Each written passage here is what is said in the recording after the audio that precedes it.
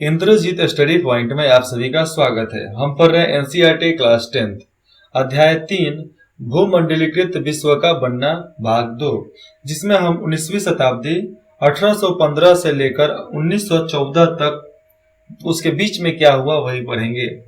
19वीं सदी में दुनिया तेजी से बदलने लगी। 19 आते आते दुनिया बदलने लगी।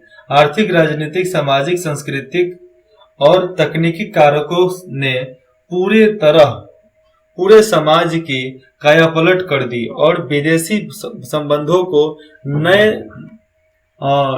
ढेरे में ला दिया और विदेशी संबंध को एक नए तरीके से सामने पेश किया और पूरा दुनिया का कुछ नहीं करने वाला समाज भी कुछ करने लगा था। ठीक है, सामाजिक तौर पे सब लोग बदल गए, राजनीतिक तौर पे बदल गए, आर्थिक तौर पे सब लोग बदल गए, सांस्कृतिक तौर पे सब बदल गए, परिवर्तन हो गया, तकनीकें बदल गई उनकी। पहले हम लोग पैदल चलते थे, साइकिल से, टायर से, अब गाड़ी से चलते हैं। अब मर्सिडीज, एम्बेसडर, वैगनार, सब क्या क्या गाड़ी आ गया। अर्थशास्त्रियों ने अंतर्राष्ट्रीय आर्थिक विनिमय में 3 तरह के गतिविधियों और प्रवाह के बारे में बताया है, उसका उल्लेख किया है। जैसे हम अर्थशास्त्री क्या बोलते हैं कि 3 तरह की ही गतिविधि होती है, चाहे प्रवाह होता है आर्थिक स्थिति में। जैसे में पहला है व्यापार। पहला क्या है? व्यापार, जो 19वीं सदी में मुख्य रूप से वस्तुओं जैसे कपड़ा और गेहूं के व्यापार तक ही सीमित था। कपड़ा और गेहूं। दूसरा है श्रम का प्रवाह होता है। श्रम मतलब लेबर को एक जगह से दूसरे जगह जाना आना पड़ता है। इसमें लोग काम या रोजगार की तलाश में एक जगह से दूसरी जगह जाते हैं। तीसरा प्रवाह है पूंजी। पूंजी का होता है जिसे अल्प या दीर्घ अवधि के लिए दूर दराज के इलाकों में निवेश कर दिया जाता है। मतलब तुरंत के लिए, चाहे कुछ समय, लंबा समय के लिए उसको निवेश किया जाता है। ये तीनों तरह के प्रवाह एक दूसरे से जुड़े हुए थे और लोगों के जीवन को प्रभावित करते थे। कभी कभी इन कारकों के बीच मौजूदा संबंध टूट भी जाते थे। उदाहरण के लिए वस्तुओं या पूंजी की आवाजाही के मुकाबले श्रमिकों की आवाजाही पर प्रायः ज्यादा शर्तें और बंदिशें लगाई जाती थी। पूंजी जाए कोई दिक्कत नहीं है, वस्तुएं जाए कोई दिक्कत नहीं है, लेकिन फिर बाद में श्रमिकों को आने जाने पर ज्यादा पाबंदी, शर्तें थोप दी गई थी इन पे। फिर भी यदि हम इन तीनों प्रवाह का एक साथ अध्ययन करें तो 19वीं सदी की विश्व अर्थव्यवस्था को ज्यादा अच्छी तरह समझ सकते हैं। 19वीं सदी का जो विश्व अर्थव्यवस्था है उसको हम बहुत अच्छे तरीके से समझ सकते हैं। जिसमें से विश्व अर्थव्यवस्था क्या है आज देख लो। विश्व के अनुसार ही अपना यहाँ पर लगता है कि हम लोग कितना रुपये का कितना वैल्यू है डॉलर के हिसाब से, कौन से देश का वैल्यू हम लोगों से ज्यादा है, कौन सा कम है, ये सब हमको पता है। आप श्रीलंका में चल जाओ तो उसकी पैसे की कीमत कम है हिंदुस्तानी पैसे से। पाकिस्तान में भी 1 रुपया जाएगा तो वहां पर 1.5 रुपया हो जाएगा। बांग्लादेश में भी 1 रुपया 1.5 रुपया हो जाएगा। आप चले जाओ यहाँ पर, आप नेपाल में चले जाओ, 1 रुपया 2 रुपया हो जाएगा उधर जाते हुए नेपाल में। तो ये सब वहां के बदलाव हैं और हमारे पैसे का कीमत है। हम लोग अमेरिका में जाएंगे तो 70 रुपया जाएगा तो $1 वहां पर होता है। कितना? $1। विश्व अर्थव्यवस्था का उदय कैसे हुआ था? इस विषय को समझने के लिए सबसे पहले औद्योगिक यूरोप में खाद्य पदार्थों और उपभोग के बदलते रुझानों पर विचार करें तो बेहतर होगा। उद्योग और खाद्य पदार्थों के रुझान पर, मतलब उस पर केंद्र करें अपने आप को तो बेहतर होगा, बेहतर समझ पाएंगे। सामान्य रूप से सभी देश भोजन के मामले में आत्मनिर्भर होने का प्रयास करते रहते हैं कि हम भोजन के मामले में तो आत्मनिर्भर रहें, लेकिन 19वीं सदी के ब्रिटेन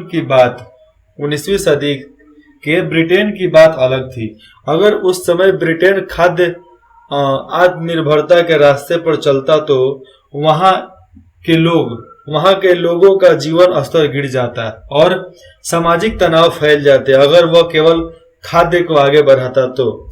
आइए देखें कि इस आकांक्षा के पीछे क्या कारण थे? क्या कारण थे कि वो लोग खाद्य पदार्थ के पीछे नहीं गए? 18वीं सदी के आखिरी दशकों में ब्रिटेन की आबादी तेजी से बढ़ने लगी थी। नतीजा, देश में भोजन की मांग भी बढ़ी। जैसे जैसे शहर फलते फूलते गए, उद्योग बढ़ने लगे, कृषि उत्पादों की मांग भी बढ़ने लगी, क्योंकि बाहर के देश के लोग भी वहां पर चले जाते थे। कृषि उत्पाद महंगे होने लगे, जितना भी भोज खाने वाला सामान था सब महंगा होने लगा। दूसरी तरफ बड़े भूस्वामियों के दबाव में सरकार ने मक्का के आयात पर भी पाबंदियां लगा दी थी। बाद में हुआ क्या कि मक्का के व्यापार पर पाबंदी लगा दी गई थी।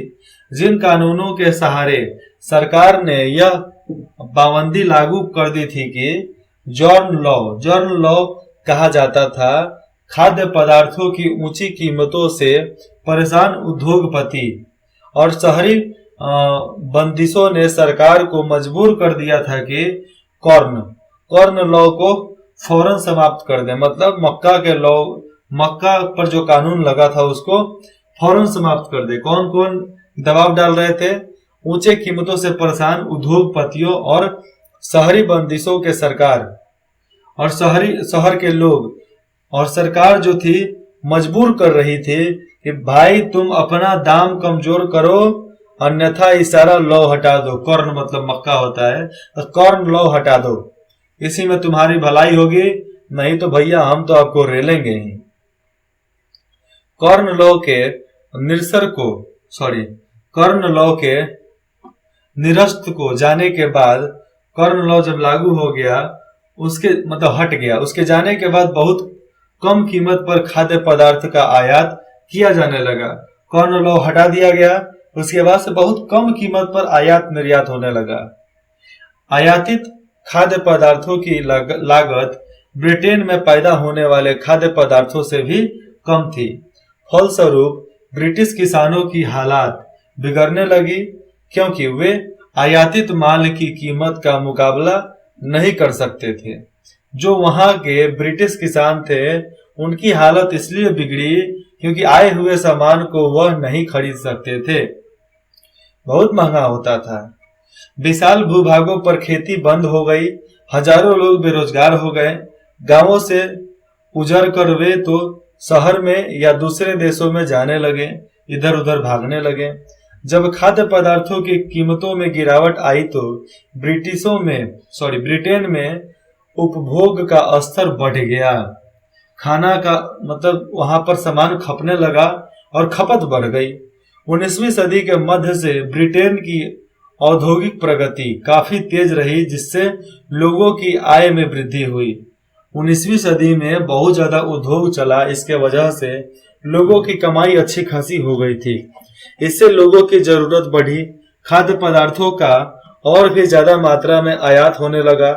पूर्वी यूरोप, रूस, अमेरिका और ऑस्ट्रेलिया दुनिया के हर हिस्से में ब्रिटेन का पेट भरने के लिए जमीनों को साफ करके खेती की जाने लगी। मतलब ऑस्ट्रेलिया में, अमेरिका में, दुनिया के हर हिस्से में ब्रिटेन का पेट भरने के लिए जमीन साफ किया जाता था, और जमीन साफ करके वहां पर खेती करना शुरू हो गया। खेती के लिए जमीन को साफ कर देना ही काफी नहीं था, खेतिहर इलाकों को बंदरगाहों से जोड़ने के लिए रेलवे की भी जरूरत थी, और रेलवे नहीं जा पाते थे तो वहां पर नहर बनाए जाते थे, उसको बोलते थे नाला। तो एक तरह का नाला बनाया जाता था बड़ा सा, जिसमें छोटे छोटे नाव भेजे जाते थे, ठीक है। और ज्यादा तादाद में माल मतलब ढलाई के लिए नई गोदियां बनाए जाए, और माल को रखने के लिए नया गोदाम बनाया जाए, और पुराने गोदामों को फैलाना जरूरी था, तो पुराने गोदाम को भी फैलाया गया।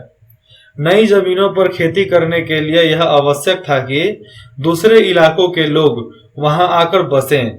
देखो, नए जमीनों पर खेती करने के लिए आवश्यक था कि कुछ लोग दूसरे जगह से आकर बसेंगे तब ना होगा।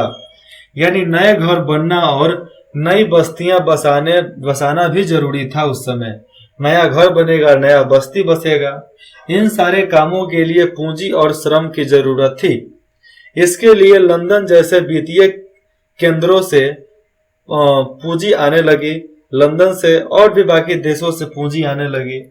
अमेरिका और ऑस्ट्रेलिया जैसे इन स्थानों पर मजदूरों की कमी थी, वहां लोगों को ले जाकर बसाया जाने लगा, यानी श्रम का प्रवाह होने लगा। वहां पर लेबर को उठा कर ले जाते थे, वहां पर बसा देते थे। 19वीं सदी में यूरोप के लगभग 5 करोड़ लोग अमेरिका और ऑस्ट्रेलिया में जाकर बस गए। माना जाता है कि पूरी दुनिया में लगभग 15 करोड़ लोग बेहतर भविष्य की चाह में अपने घर बार छोड़कर दूर दूर के देशों में जाकर काम करने लगे थे, दूर दूर जाकर काम करने लगे थे। ये चित्र देख सकते हैं, लेबर को यहाँ पर भरा जा रहा है। ये लोग जाएंगे, कहाँ जाएंगे? अमेरिका को रवाना होती अप्रवाहियों से लदे जहाज का चित्र है। ये 1869 में खींचा गया है। ये चित्र देख लो कि किस तरह लोगों को यहां से ढोक कर ले जाते थे। यहां पर देखो ये चित्र, कितना लोग हैं यहाँ पे। ये बता रहा है जहाज पर चढ़ने का इंतजार करते आयरिश अप्रवासियों का चित्र। माइकल फिट्जजेराल्ड 1874 में बनाया गया है। ये लोग झोपड़ा झोपड़ी तकिया तुकिया सब लेकर यहाँ पर खड़े हैं जाने के लिए। 1890 तक वैश्विक कृषि अर्थव्यवस्था सामने आ चुकी थी। इस घटनाक्रम के साथ ही श्रम विस्थापन, रुझान, पूंजी प्रवाह, पारिस्थितिक और तकनीक में गहरे बदलाव आ चुके थे। पूंजी में, प्रवाह में, चाहे वहां का समान विस्थापन, रुझान, एक जगह से दूसरे जगह पर ले जाना किसी को, वहां के परिस्थितियों में, तकनीकों में बहुत ज्यादा बदलाव आ गया था। अब भोजन किसी आसपास के गांव या कस्बे से नहीं बल्कि हजारों मील दूर से आने लगा था। दूर दूर से भोजन आने लगा था। अब अपने खेतों पर खुद काम करने वाले किसान ही खाद्य पदार्थ पैदा नहीं कर सकते थे।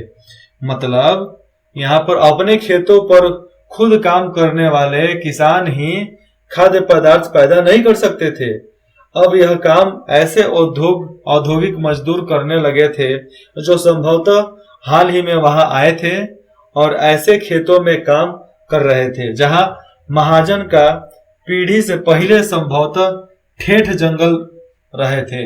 मतलब बहुत घना जंगल था, वहां पर जंगल को काट कर वहां पर खेत बनाया गया था, वहां पर ये लोग खेती कर रहे थे।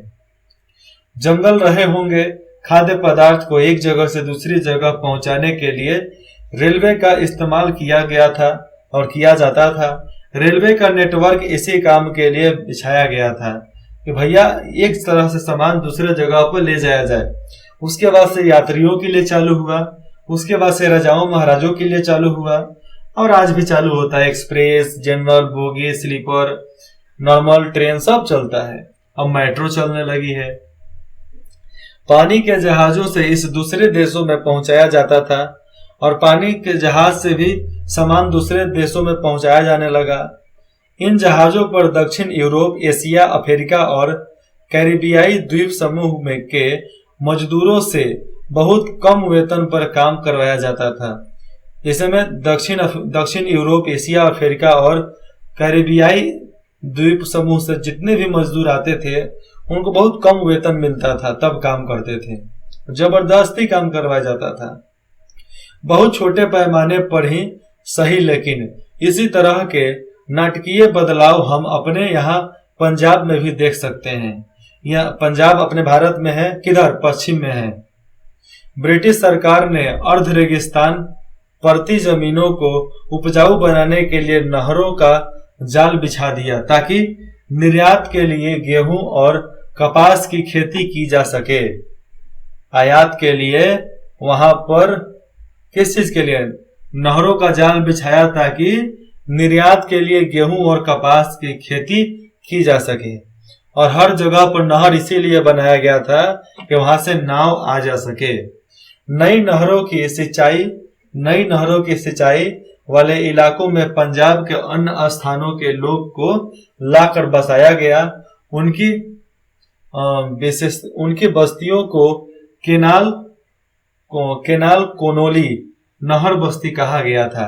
और ऐसे ही नहर पे कुछ पाकिस्तान के लोग मतलब कुछ मुसलमानी लोग आकर बसे थे जो बाहर के देश में से आए थे। उन लोगों को ही नेहरू बोला जाता है। नहरू से अब हो गया है नेहरू। तो जिसके समुदाय में नेहरू लगा है उसका घर किसी नहर के करीब नहीं होगा, यह माना जाता है। तो केवल नहरों का जाल इसलिए बिछाया गया क्योंकि खेती बाड़ी अच्छा हो सके और वहां से आयात निर्यात किया जा सके। हमारे गांव में कुछ है, जैसे में नहर बनाया गया है, उस नहर में नाव भी चलते थे, लेकिन अब नहीं चलते हैं। रोड बन गया, रोड से आयात निर्यात हो जाता है, आसानी हो जाता है। नहीं तो नहर में था कि एक तरफ से प्रेशर लगा के जाओ और दूसरी तरफ से बंद करके आराम से ढूलते चलाओ, काम खत्म। और धीरे भी चलाओगे तो तेज चलेगा जिधर से बहाव रहता था। तो ये फायदा था। भोजन तो सिर्फ एक उदाहरण मात्र है, भोजन तो एक उदाहरण मात्र है। कुछ ऐसी ही कहानी कपास की भी है, कपास की भी रही है। इसकी दुनिया भर में बड़े पैमाने पर खेती की जाने लगी कपास की, ताकि ब्रिटिश कपड़ा मिल की मांग को पूरा किया जा सके। रबर की कहानी भी इससे अलग नहीं है। विभिन्न चीजों के उत्पादन में विभिन्न इलाकों ने इतनी महारत हासिल कर ली थी कि 1820 से 1914 के बीच विश्व व्यापार में 25 से 40 गुना वृद्धि हो चुकी थी। 25 से 40 गुना ज्यादा वृद्धि हो गई। इस व्यापार में लगभग 60% हिस्सा प्राथमिक उत्पादों यानी गेहूं और कपास जैसे कृषक उत्पादों तथा कोयले जैसे खनिज पदार्थों का था। सबसे ज्यादा यहां से जाता था कोई सामान तो प्राथमिक था गेहूं और कपास। उसके बाद कृषि उत्पादकों के लिए कोयले जैसे खनिज यहां से जाते थे, हर जगह से जाते थे। कहां पे? ये सब जाते थे ब्रिटेन में, इसको आज के बोलते हैं लंदन में। ईस्ट इंडिया कंपनी जहां पर सब वहां से आए थे वहां पर जाता था और वहां पर लोग खाते पीते मौज करते थे। अब आगे पढ़ेंगे तकनीक की भूमिका, जिसमें हम जानेंगे कि तकनीक अपनी कैसे आगे बढ़ी और किस कारणों वश ये आगे बढ़ा था। इस घटनाक्रम में तकनीक की क्या भूमिका रही? रेलवे, भाप के जहाज, टेलीग्राफ से सब तकनीकी बदलाव बहुत महत्वपूर्ण रहे। अब देखो, कोयले के वजह से भाप इंजन बना तो भाप से जहाज चलने लगा, टेलीग्राफ चलने लगा, सारे तकनीक भाप से चलने लगे।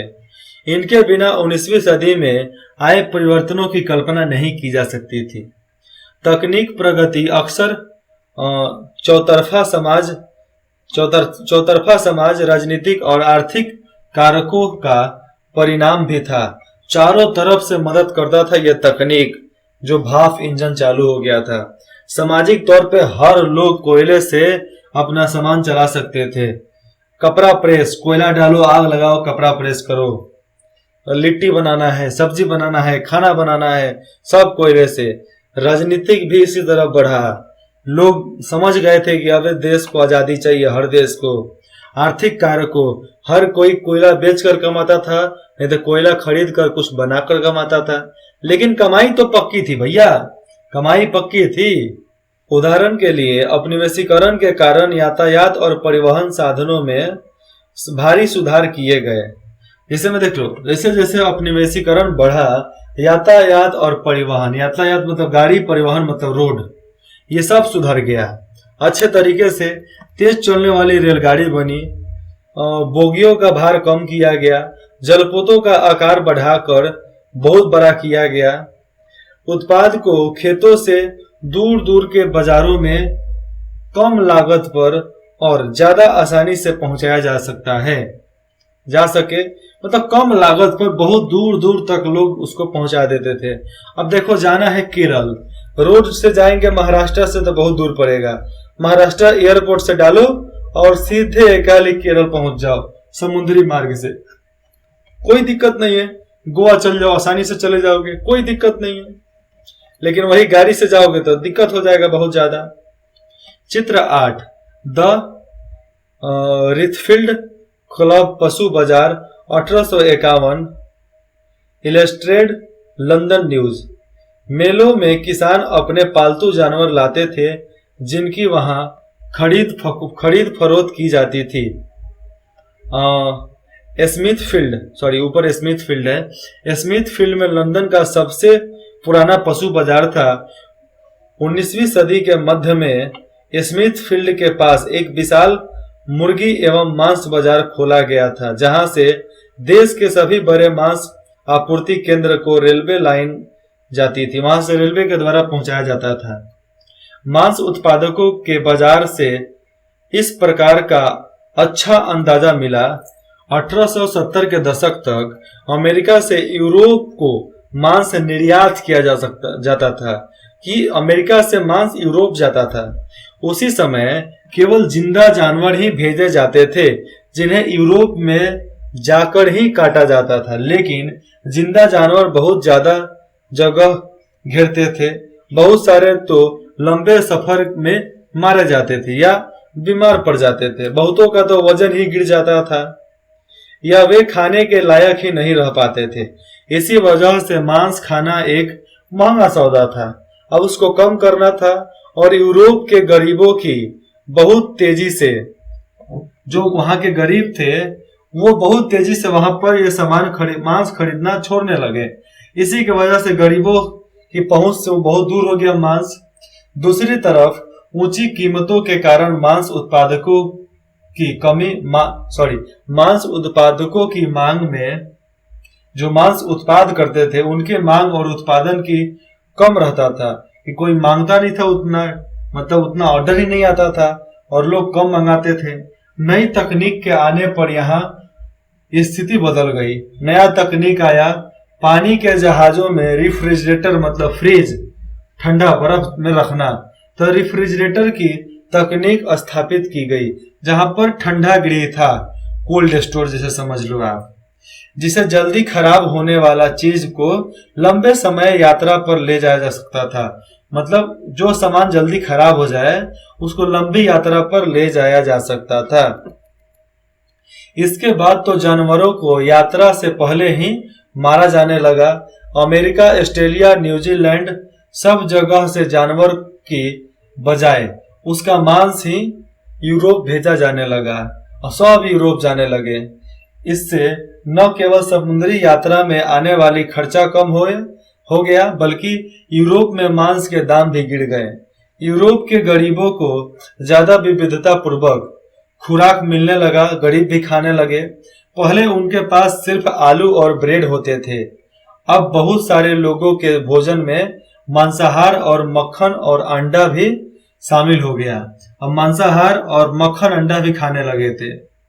जीवन स्थिति सुधरी तो देश में शांति स्थापना होने लगी, जीवन स्तर सुधरने लगा, देश में शांति होने लगी और दूसरे देशों में साम्राज्यवादी मंसूबों को समर्थन मिलने लगा। जितने भी लोग थे समाजवादी मंसूबे और तेजी से आगे बढ़ने लगे। आगे पढ़ेंगे 19वीं सदी के आखिर में उपनिवेशवाद। ठीक है, इंद्रजीत स्टडी पॉइंट में जुड़ने के लिए आप सभी का बहुत बहुत धन्यवाद। मैं आशा करता हूं कि आप अगले भाग में जरूर मिलेंगे, लेकिन हाँ, आप कमेंट करना ना भूलना, कमेंट जरूर करना, क्योंकि आप कमेंट करोगे तो ही हम बता सकते हैं कि हम क्या सही पढ़ाए हैं, क्या नहीं पढ़ाए हैं। अगर हम और अच्छे से पढ़ा सकते हैं आपके कमेंट के बाद, ऐसे पढ़ाते ही हैं, लेकिन आप कोशिश करोगे, मैसेज करो और अच्छे से बता दूंगा।